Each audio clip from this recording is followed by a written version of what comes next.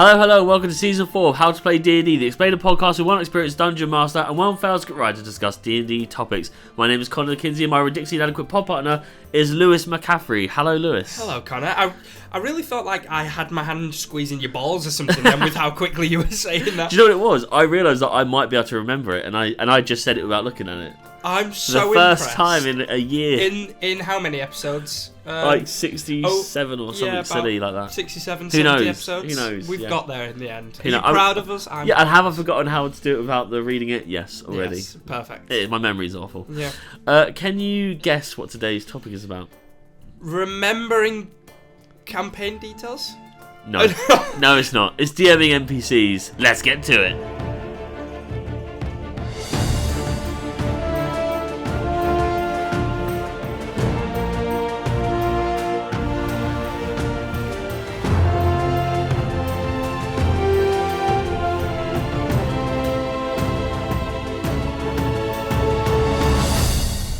Okay, so today's episode is on DMing NPCs. DMing NPCs is easier than you think. All you have to do is imitate those that are around you who also do nothing in life unless you approach them, to which they'll send you on a quest to sort their life out for them. Nigel, if you're listening, just check out, mate. Who's Nigel? My Uncle Nigel, he's fucking useless. Fair enough. He's a real person. I hope he sees this. I hope he sees us. I'm gonna find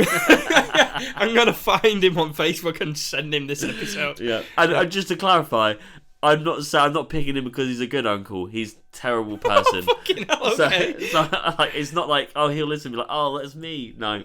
What has this become? I feel like fuck DMing NPCs. We'll just talk about your life story. Like, what's going on? No, I don't want people to think there's a nice guy out there. No, a nice guy. God, I really hope one day, if this ever gets big enough, he just gets heckled in the street. Well, that's what I'm going for. He's the new Morgan. Okay. Okay. Morgan is our character. He's our scapegoat. And Nigel is our real person. Shit show. Yeah. You know? Okay. We've got plenty of them, don't we? Lewis, that's me. when was the last time you cried at a film? Mine was watching an ape die in Planet of the Apes. She was hot, and I reckon she could teach me things that only an older woman could offer on a plate, like how to peel a banana or throw my shit and not wipe. What am I doing? Oh no, you're having a fucking crisis. Why are you sad that a hot ape has died in Planet of the Apes? Right, say that out loud again. No, it's more right. I would have been more accepting if you just said, "Oh, there was an ape you liked," not "Oh, she was a hot ape." That's why you cried. She was a hot ape. I don't know what you're doing. I like her for her intelligence. Oh God, yeah. The last time I cried during a film, I think, was probably if not a serious one. Maybe I don't actually know. Maybe the Polar Express, I'll say. Oh, because of the bad CGI. Because Tom Hanks was in it. Yeah, and fair enough. And the train doesn't crash. Exactly. Okay. No, I cried when the train did a drift on the ice because it's just so damn beautiful. Yeah. Right. Should DMs put on a voice for NPCs? No. I mean, should they? No. Can you? Yes. Sometimes it's fun. Yeah, sometimes I feel like it's more fun if there are two ways. If you're either doing a comedic thing, let's say if it's a comedy relief character that you're just like if we throw in Volo, for example, and you put on a bit of a flamboyant voice, then it's always fun. Or if you're doing a very serious, for example, a boss, let's say, if you're not comfortable with it, you don't have to do it all the time. But if you want to try it, just do it for the comedy characters and the very serious, like a boss. Because if your players aren't used to you doing it, then this is first time DM. Exactly. Let's say if you're DMing for the first time and you're not doing it, likely won't be a problem for your players, but also then if you put on a very serious voice for your BBEG, then the players will notice that there's something a bit more important about that character in particular. Yeah, like all tools in D&D, it's how you use them and when, Yes. So, I don't find it cringy when people do voices actually for D&D, because I'm kind of expecting that, not as in like every session, but also, sometimes I'll do voices for the odd character here and there. I don't think it's an issue if you do it for like 1 out of 3 or... No, not at all. It's just like whenever you feel like needing to do it. That's exactly, that's the same as I do. Like, a lot of them I won't, but then some of them I will, just if I'm feeling like it. Yeah, and if you can do it, you can't have a character for everyone. Yeah. No, not everyone is Andy Serkis, where you can just smash out voices like left, right, exactly. and centre. But yeah, if you are going to try it, don't feel embarrassed about it, because a lot of players expect that. Not in a way that you should do it, but it's D&D. Yeah. And if you don't want to do it, again, don't feel bad. Cool. Do they need miniatures for the NPCs? Again, yes and no. Like, do you need them? No. We've said before that you can literally use whatever you want. But again, if you've got a bit of money, or if you are good at crafting things and you want to try it, but you don't want to do it for everything, just do it for maybe one or two. Maybe the boss you have a specific miniature for, or a big villain. But no, it's not needed. That's fair enough. It's one of those things with D&D. Nice to have. We say with everything, like, you can do it. You don't have to. Does every NPC need a backstory? Oh, again, all these questions are yes, but no. It's no, they don't. But try to, I'd say, because even if it's like a minor character, if they have even a very basic backstory, you don't even have to tell people, but that you as a DM are aware of. Yeah. Then, even when you're role playing as that NPC, it just adds that little bit of depth that the players will pick up on. It's one of those things where, again, you don't have to.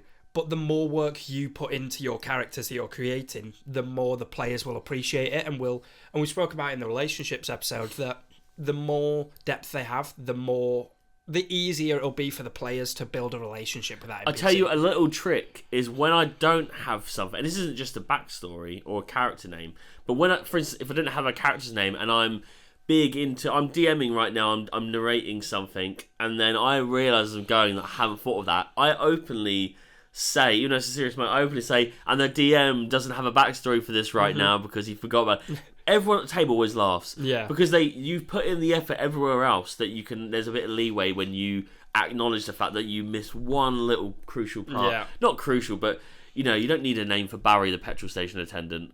But the fact that you don't have... But if you don't have his name, and they go, what's his name? Where does he live? You can kind of be like, you know what, fuck you, here's a bit of fun. There's no campaign in the world that you can't get away with that, whether it's deadly serious or just a bit fun and airy fairy. There's always moments where it's real people at the table and you can say something offshoot like that. Yeah, and exactly. Remember, if you're playing for the first time with friends, then it's just having a laugh. Yeah. It's a game. You arguably, whoever's at that table, and if they're new to you and you're in your local store, that hopefully they are friendly enough, which is why you've invited them anyway. Yeah. So, you would have done your research on that person. They're not a serial killer. Yeah. One thing I'm thinking of is you've probably, if you're an avid listener of the podcast, you've probably heard the name Miguel before. Yes. But I'm pretty sure when he was there, didn't have any backstory or anything. The only he had no backstory. He was just called Miguel. The thing you said to us was that he was a chef on a boat and he'd made us some nice food. Then when the boat capsized, we all freaked out, wondering where this man was who makes delicious food. Loads of people died, but they only cared about him. Yeah, and now we all love him. Whenever his name's brought up, or whenever there's a mysterious NPC, we all assume it's Miguel. It's Miguel. Yeah. Right. Does every NPC need to have a quest or an item to offer? No. I think no. When do you get to walk around town in real life and go, what have you got on you, mate? Without being arrested. I mean, to be fair, in Manchester, people will approach us and just talk about... Me and one of my housemates was wandering around and someone came asking about penguins or just mentioning them. It's weird. Yeah. But no, I'd say, if anything, don't do that. Because you want your world, again, to feel real. You want a lot of NPCs can, but if your players can go to every single person and say... do you need any help with anything? Yeah. Think of it, like you said, of a real world. If I did that, some people would probably just say, no, fuck off, mate. Why? Yeah. I don't know you. Right. So it's good for some people to do that in the world. Yes, no, I totally agree. Last question. If a player catches the DM out with a name or change in dialogue, what should the DM do? Oh, okay, that's very good question. I'm impressed. Thank you. We actually purposely try and catch each other out. Yeah, we do, because it's funny. And I know, do you know what? I think that's fine with anyone. It depends on how you approach it. If a Nigel comes along and is just clearly there to be like, I'm not going to have a good time, and I'm going to make sure that unless you are the best DM in the world, I don't think one exists. There's always someone who will make mistakes because we're people. there are people there who are looking to shoot people down, and that's their fun. That's their fun. And other than them, which is a rarity, I think it's absolutely fine to catch people out. Yeah. Because you're kind of indirectly honouring the fact that this person's made this whole world for you, and you're like, do you know what? Yeah. Fuck you. Yeah. And then hopefully they understand that you're having a bit of a laugh. Exactly. And that's it. It shows you're paying attention, which if anything, if you're a DM that's not stuck up your own ass and they notice something, then it's a kind of your player has actually been paying full attention and they remember details, they're having a good time. And there's two things I'll say with this. One is, like I said, I don't think it's ever a bad thing unless they're purposely trying to be a dick. Because, like I said, we all forget things. There's nothing wrong with forgetting something or getting something mixed up, and there's nothing wrong with admitting that and saying, oh shit, yeah, you're right, we are people. And the second thing I'll say is, if you don't want to admit, let's say if you've done that 3 times in one session and then the next session you're like, oh, I don't want, and someone catches something out, just what you could do is try and play it off and just be like, oh no, I know what I'm doing. Because one, even if you don't, that'll make the players suspicious and they'll question it. And even if you want to make something on the spot, maybe that NPC that you got the name wrong has been replaced by a doppelganger, or maybe they are under a spell of an evil wizard or something, and they've got a bit of amnesia or something. There are so many ways that you can take that and add a quest in.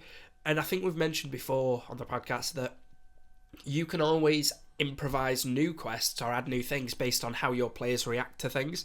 So that is just them giving you more content, and then it looks like you had so much more planned, but really the players have given you the idea, and you can just bounce off your players and they'll bounce off you. And there's lots of options. Like we were saying, it's half of it is winging it, and it's absolutely fine to have those moments. But you can obviously openly talk about the fact that, oh, that was wrong, actually, I've overthought this, or exactly. As long as it's not game changing, then you're kind of like, fuck, what'd you do with this? And they'll still have to accept that it was wrong and it is game changing, but hopefully it's not at the detriment of players. You're just trying to move the story along for them to have fun. Exactly. Cool. And like I said, not only the amount of things DMs have to remember for D&D, like rules, the characters, everything like that, but this whole, if you've planned a homebrew campaign especially, or even the modules, there's so much to remember. You cannot be expected to know everything. Yeah, for every single character. It's and do you know what, a quick one before we do the outro, is just don't have that many NPCs to start out. If it's your first time DMing, like, work out what you think you can manage, and that's kind of simple. Exactly, and it's fine just having print off a list of 20 random names that you've got from ChatGPT or some online generator, and then if the players want to meet someone that you don't have planned, literally just cross a name off that list and you've got it. Sorted. Okay, well, today's adventure has sadly come to a close. We're back again next week with the topic, Chihuahuas come from Chihuahua, Labradors come from Labrador. So where does my racist poodle Keith come from? I don't know, but Chihuahuas and poodles need to be shot. Yeah, fair enough. And as always, thank you for tuning in. If you'd like to join in on the D&D action, then please follow us on Instagram, Threads, and at How to Play D&D, or check out the link in our bio, join our Discord server. I've said a bit of that wrong. And for the BTS of sessions, bloopers, blogs, early access to episodes, and even live Q&As, check out our Patreon at patreon.com/howtoplayd&D. I've been Connor Kinsey. I really want you to do all that from memory next time. I've been Lewis McGaffrey. Good day. Goodbye.